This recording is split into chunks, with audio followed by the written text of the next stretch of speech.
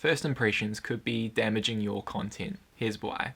I was scrolling through my LinkedIn newsfeed earlier today and I saw a video post that was clearly intending to rile people up through the headline and the thumbnail. Now, this is a pretty common way to get people to engage with your content. Say something controversial, then do a 180 in the actual piece of content. So the funny thing with this video was, yes, it did do a 180 with the headline and thumbnail that was presented.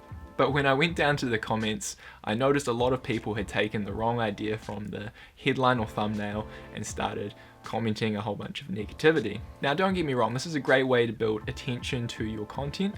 It gets people talking and then people can redirect them back to the piece of content and tell them, hey, you missed the point, check it out. Don't get me wrong, controversial content can work well, and I believe it can really get a good discussion going in the newsfeed. But you should be careful how you use it, because it only takes a few seconds to form an impression, and what I like to call the first impression window. If you're trying to build brand awareness to your business and you're trying to appeal to your ideal customer or client, then you really should be careful about how you use this first impression window. Because while it's great to get a conversation going and rile some people up, it is important to make sure you're starting the right conversation. One of the reasons I really push for people to explore LinkedIn video on the platform is because it's 5 times more likely to start a conversation. But the conversation isn't always happening to you.